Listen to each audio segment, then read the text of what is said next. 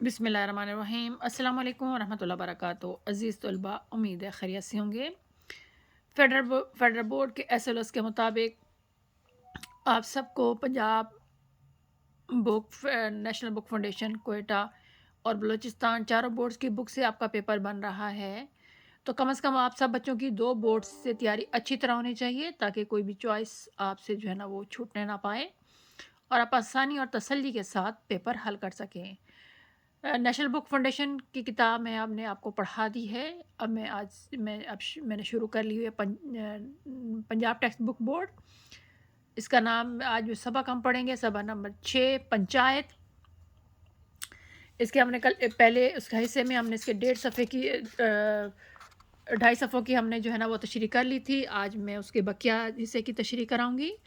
अगर आप इस चैनल पे नए हैं तो सब्सक्राइब करें, शेयर करें और लाइक करें। इसके साथ साथ आप इसका सारा जितने भी चैप्टर्स हैं, नज़में, असबाक हैं, मैं इन सब के जो है ना लिंक डिस्क्रिप्शन में डाल दूँगी। आप वहाँ से आसानी के साथ तमाम चीज़ें देख सकते हैं।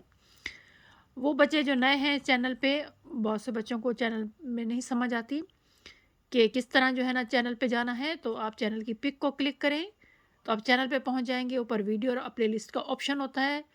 उस वीडियो और प्लेलिस्ट की ऑप्शन को ओपन करेंगे तो आप सारी वीडियोज़ मेरी देख सकते हैं, वरना इसके अलावा आपको नज़र नहीं आएंगी।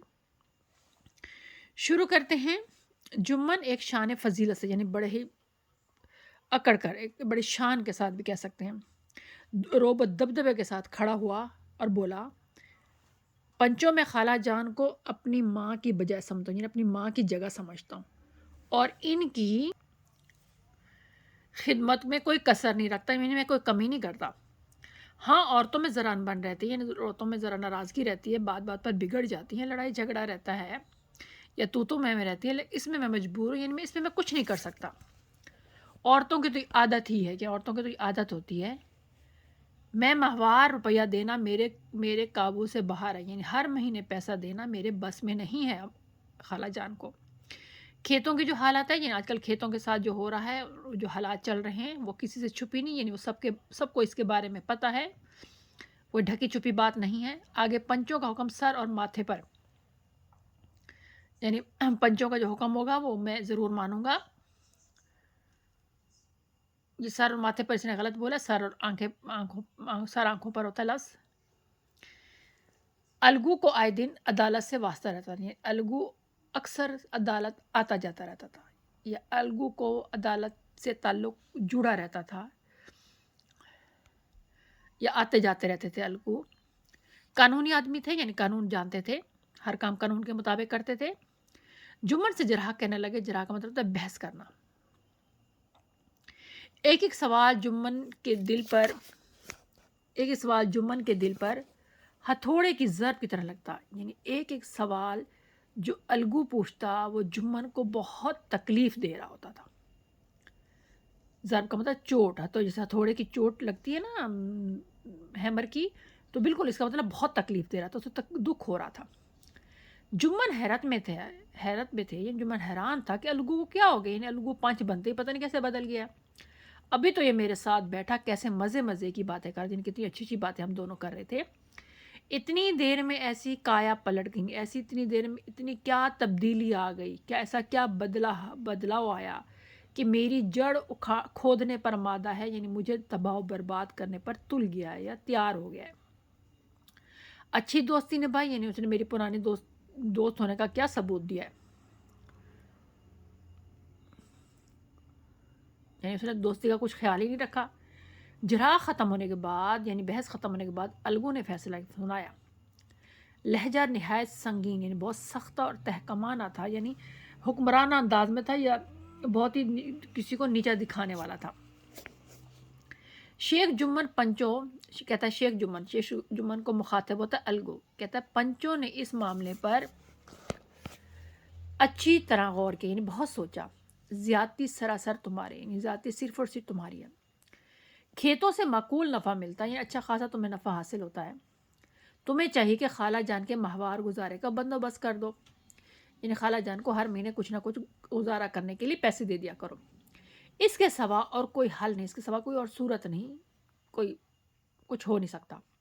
अगर तुम्हें ये मंजूर नहीं, अगर तुम्हें ये बात قبول نہیں ہے تو ہبہ نامہ منسوخ ہو جائے گا، یعنی تمہارے نام جو رجسٹری ہے وہ ختم ہو جائے گی۔ جمعہ نے فیصلہ سنا اور سناٹے میں آ گئی، حیران ہو گیا۔ احباب سے کہنے لگا، یعنی ساتھ جو دوست بیٹھے تھے ان سے کہنے لگا، بھائی اس زمانے میں یہی دوستی ہے، یعنی آج کل دوستی کو تو دیکھو کہ جو اپنے اوپر بھروسہ کرے یا جو اپنے دوست کے اوپر بھروسہ کرے، اس پر اعتماد کرے، اس کی گردن پر چھری پھیر جائے، یعنی اسے ہی تباہ و برباد کر دیا جائے۔ اس فیصلے نے الگو اور جمن کی دوستی کی جڑیں ہلا دی، یعنی دوستی کھوکھلی کر دی، دوستی میں دراڑ پیدا ہو گئی، دوستی ٹوٹنے لگی۔ تناور درخت، یعنی ایک اتنی، اب تناور درخت کا مطلب ہوتا ہے ایک درخت جو اتنی سالوں بعد پانی لے کر سایوں میں کھڑے ہو کر دھوپ میں کھڑے ہو کر بڑا ہوتا ہے تو تناور درخت بنتا ہے۔ تو اپنی دوستی کو تناور درخت کا مطلب اتنی پرانی دوستی، تناور درخت کا حق کا ایک جھونکا بھی نہ سہ سکا، یعنی اتنی پرانی دوستی ایک سچی بات بھی برداشت نہ کر سکی۔ اس جملے کا یہ مطلب ہوگا۔ وہ اب بھی ملتے تھے تو وہ تیر و سپر کی طرح، یعنی دشمنوں کی طرح۔ جمن کے دل سے دوست کی غداری، یعنی اس کی بے وفائی،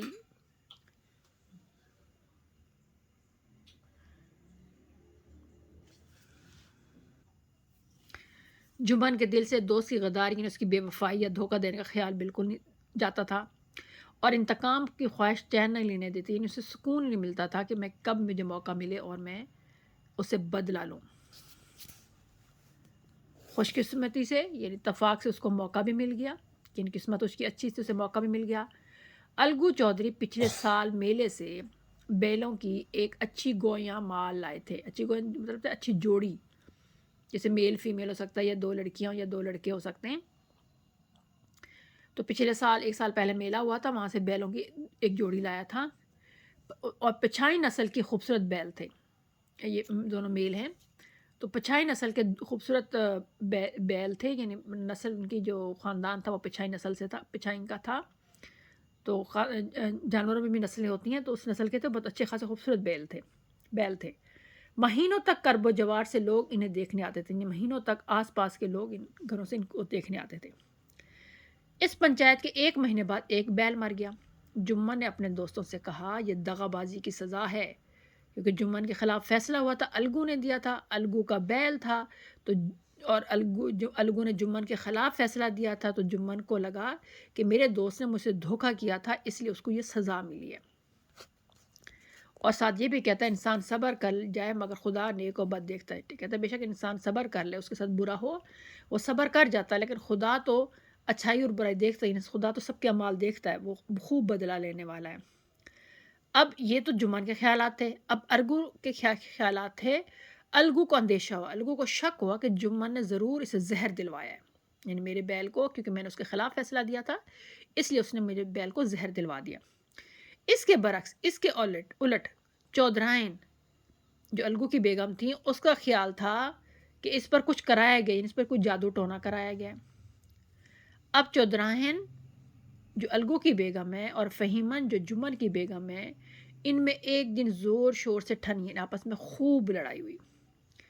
دونوں خواتین نے روانی بیان کی ندی بہا دی، یعنی ایک دوسرے کو خوب باتیں سنائی۔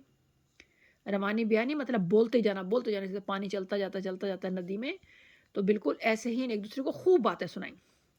تشبیہات اور استعاروں میں باتیں، یعنی ایک دوسرے عجیب عجیب نام رکھے گئے۔ تشبیہ کہتے ہیں نا، کسی ایک چیز کو دوسری چیز سے ملا دینا، اور استعارہ کسی ایک چیز کے معنی مستعار لے کر دوسری چیز کے لیے استعمال کرنا۔ تو جیسے ہم کہتے ہیں بعض کو لڑائی میں کہتے ہیں نا کہ تمہارا کبے کی طرح منہ کالا ہے، یا اس طرح کر کے، تو تشبیہ استعارے انہوں نے ایک دوسرے کو۔ بارے جمن نے آگ بجھا دی، جمن آیا اور اس نے اس جو ہے نا جنگ کو ختم کیا، بیوی کو ڈانٹا اور رزم گاہ سے ہٹا لے گئی، میدان جنگ جو بنا ہوا تھی جگہ، اس کو وہاں سے ایک طرف لے گیا۔ اور ادھر الگو چودھری نے اپنے ڈنڈے سے چودھرائن کی شیریں بیانی کی داد دی، یعنی ایک قسم کی یہ صفت کے طرف استعمال کیا گیا ہے کہ ادھر مطلب یہ ہو جائے گا کہ الگو چودھری نے اپنی بیوی کو اتنے غلط ملت اور لڑائی جھگڑے والے الفاظ استعمال کرنے پر خوب مارا پیٹا۔ ایک بیل کس کام کا تھا؟ بیچارے کا ایک بیل مر گیا تھا الگو کا، تو اس کا ایک بال تک کسی بیل جو باقی ایک رہ گیا تو وہ کسی کام کا نہیں تھا۔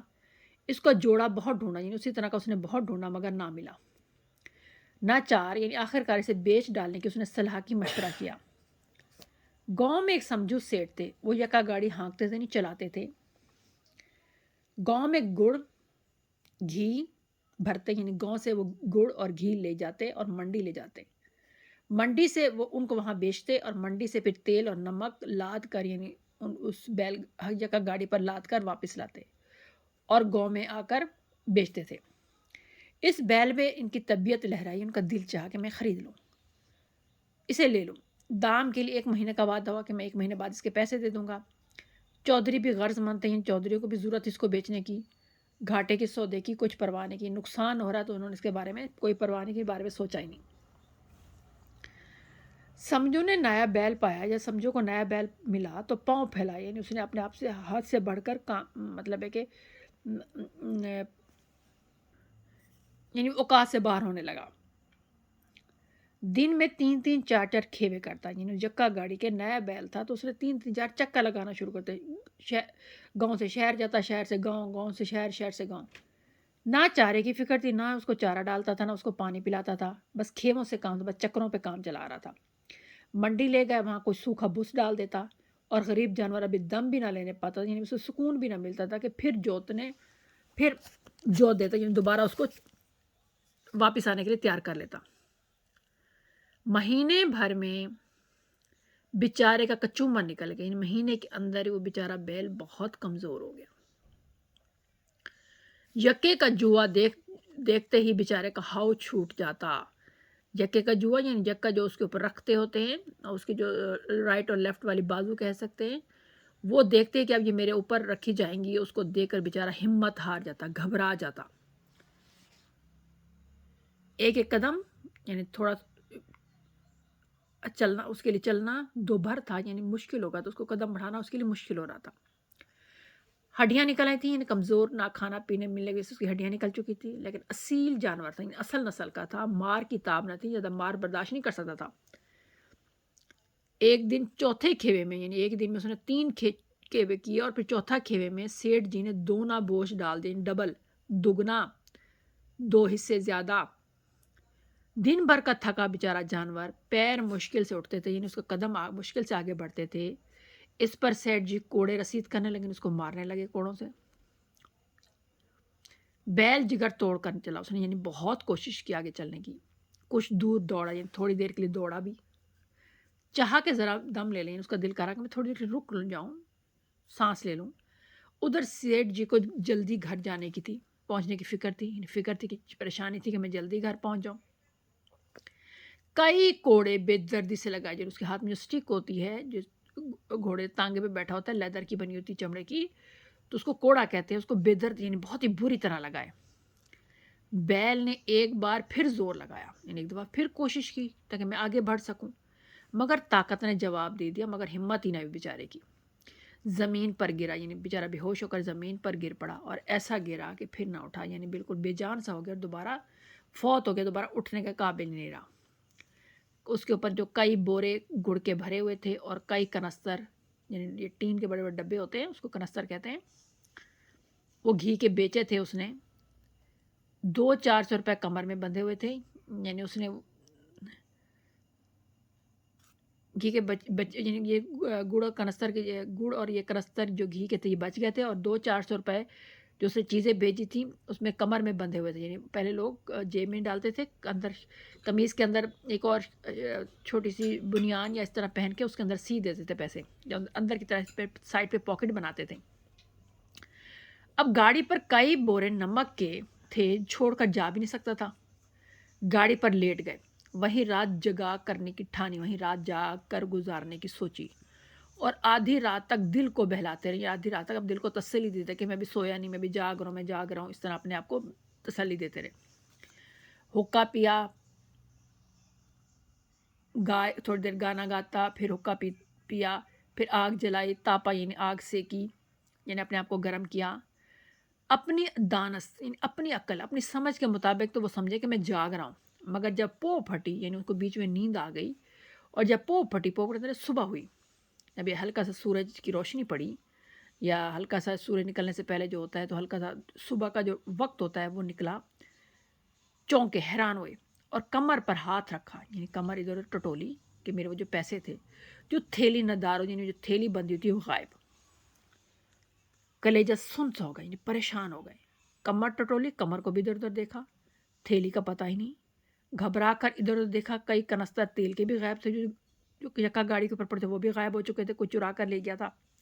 سر پیٹ لیا، یعنی رونے لگے، پچھاڑے کھانے لگے، یعنی اتنا زیادہ روئے کہ جب بے ہوش ہو کر گرنے لگے۔ صبح کو یعنی صبح سویرے اس کے بعد بہزار بڑی مشکل خرابی گھر پہنچے، بڑی مشکلوں سے گھر پہنچے۔ سیٹھانی جی نے یہ المناک حادثہ سنا، یعنی یہ غم بھرا قصہ سنا تو چھاتی پیٹ لی، یعنی بہت زیادہ رونے پیٹنے لگی۔ پہلے تو خوب روئیں، یعنی پہلے تو بہت زیادہ روئیں، تب الگو چودھری کو بھی گالیاں دینے لگیں۔ حفظ ما تقدم کی سوچی کہ اس طرح کریں ہم، کوئی نہ کوئی پہلے سے ہمارے پر کوئی مصیبت آنے والی ہوتی ہے تو اس کے لیے پہلے سے انتظام کرنے کو کہتے ہیں، بندوبست کرنے کو حفظ ما تقدم سوچ، یعنی انہوں نے پہلے سے ہی برے حالات کا مقابلہ کرنے کا سوچ لیا۔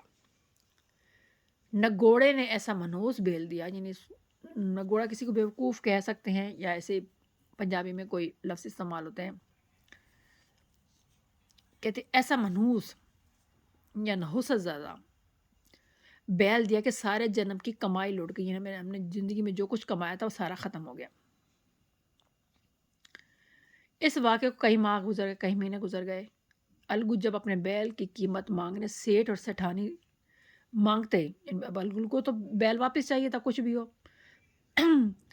تو ظاہر اس نے بیچا تھا، اس کا ایک ہی بیل تھا، تو سیٹھ اور سیٹھانی یعنی وہ جو سمجھو سیٹھ تھا جس کے ہاتھ بیل بیچا تھا، اور اس کی بیگم، دونوں جھلائے ہوئے کتوں کی طرح چڑھ دوڑتے، یعنی بالکل پاگل کتوں کی طرح اس سے لڑنا شروع ہو جاتے،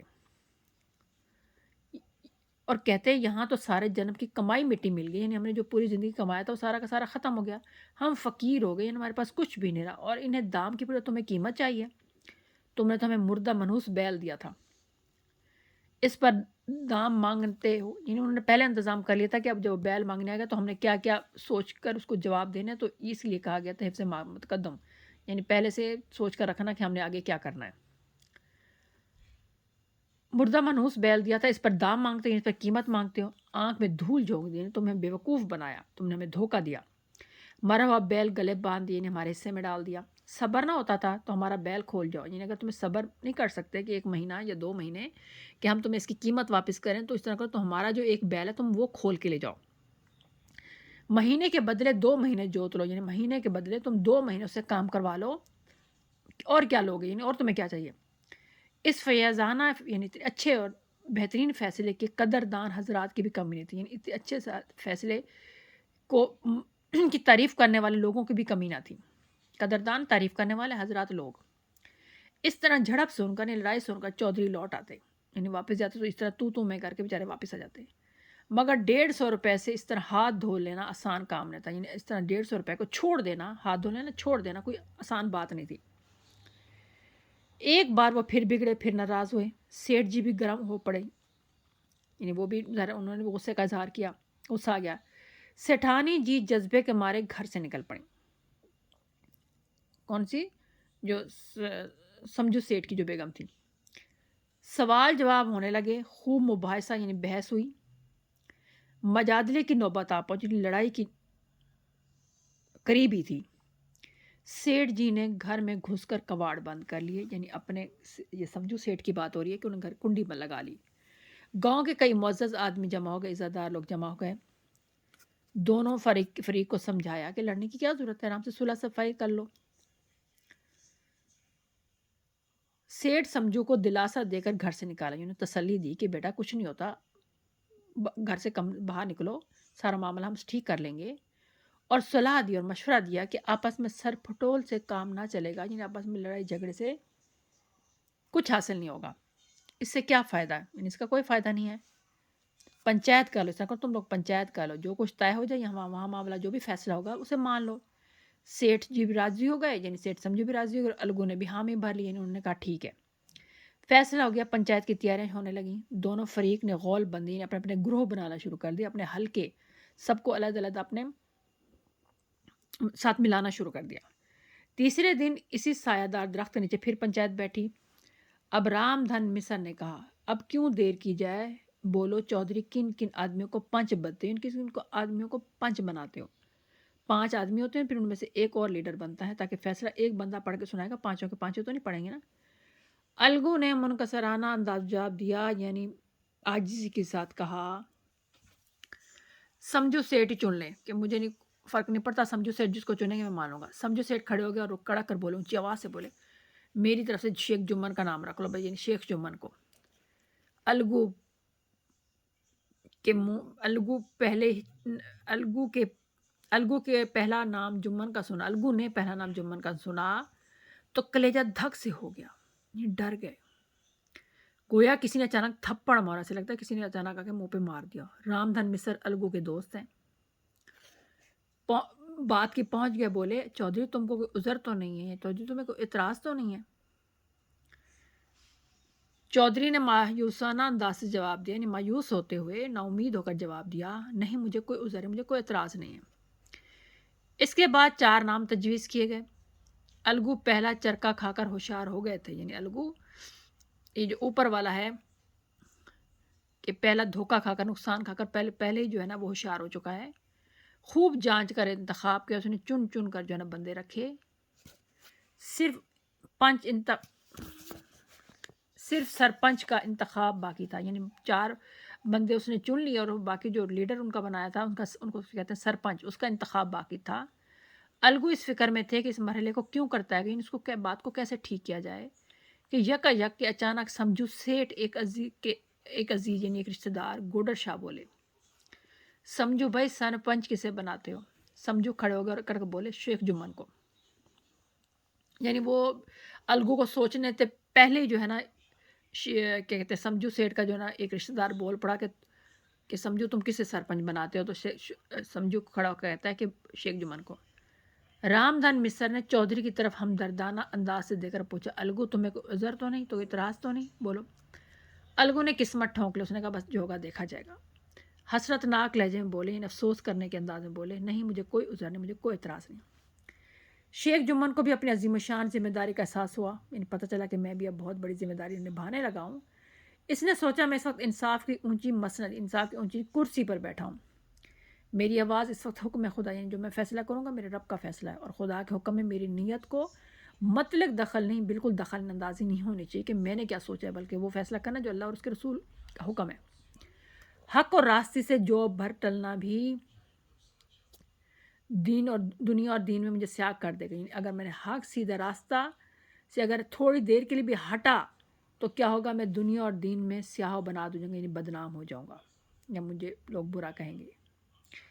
پنچایت شروع ہوئی، فریقین نے یعنی ایک دوسرے کے مخالف لوگوں نے اپنے حالات بیان کیے، جرح ہوئی، بحث ہوئی، شہادتیں گزری، گواہیاں دی گئیں۔ فریقین کے مددگاروں نے بہت کھینچ تان کی، ایک دوسرے کو بہت عجیب جملے بتائے، ایک دوسرے کو مطلب مقدمہ نہ جیتنے کی پوری کوشش کی۔ جمعہ نے بہت غور سنا اور تب فیصلہ سنایا، کہتے ہیں فیصلہ کیا ہے، الگو چودھری اور سمجھو سیٹھ پنچوں نے تمہارے معاملے پر غور کیا، سمجھو کو بیل کی قیمت پوری قیمت دینا واجب ہے۔ جب اس وقت بیل ان کے گھر آیا اس کی کوئی بیماری نہ تھی، اگر قیمت اسی وقت اگر دے دی جاتی تو آج سمجھو سے واپس لینے کا ہرگز تقاضا نہ مانگتے۔ رام دھن مصر نے کہا قیمت کے علاوہ ان سے توان بھی لیا جائے۔ سمجھو نے بیل کو دوڑا کر مار ڈالا۔ جمعہ نے کیا کہا، اس نے کہا اس کا اصل معاملے سے کوئی تعلق نہیں ہے، اس کا جب وہ قیمت ہو گئی تھی تو اس کا وہی رہے گا، چاہے ان کو دوڑائے جو مرضی کرے۔ گوڈر شاہ نے کہا سمجھو کے ساتھ جو کچھ رعایت ہونی چاہیے، نہیں کوئی نہ کوئی معاملہ تھوڑی سی رعایت کا ہونا چاہیے، ان کا بہت نقصان ہوا اور اپنے کیے کی سزا مل گئی۔ جمعہ نے بولا اس کا بھی اصل معاملے سے کوئی تعلق نہیں، نقصان ہوا تو اس کی اپنی غلطی کی وجہ سے ہوا نا، اس کو پیسے واپس کریں جو کچھ بھی ہو جائے بیل کے۔ یہ الگو چودھری کا بھلی مانسی پر منحصر ہے، یعنی الگو چودھری پر ہے، شرافت پر ہے کہ چاہے تو معاف کر دے، چاہے زیادہ پیسے لے کم لے۔ یہ فیصلہ سنتے ہی الگو چودھری پھولے نہ سمائے، الگو چودھری بہت خوش ہوا۔ 1 گھنٹے کے بعد جمن شیخ الگو کے پاس آیا اور ان کے گلے لپٹ کر بولے، گلے لگ گیا، بھیا جب سے تم نے میری پنچایت کی ہے میں دل سے تمہارا دشمن تھا، مگر آج مجھے معلوم ہوا کہ پنچایت کی مسند پر یعنی پنچایت کی کرسی پر بیٹھ کر نہ کوئی دوست کسی کا ہوتا نہ دشمن، انصاف کے سوا اور کچھ نہیں سوچتا نظر آتا۔ الگو رونے لگا، دل صاف ہوئی، دل کے اندر جتنی میل تھی ایک دوسرے کے خلاف باتیں تھیں وہ سب ختم ہو گئیں۔ دوستی کا مرجھا ہوا درخت پھر سے ہرا ہو گیا، یعنی پرانی وہ دوستی جو ٹوٹنے والی تھی، جس کا کہیں سے نام و نشان نہیں مل رہا تھا، وہ دوبارہ ٹھیک ہونے لگی، دوبارہ بننے لگی،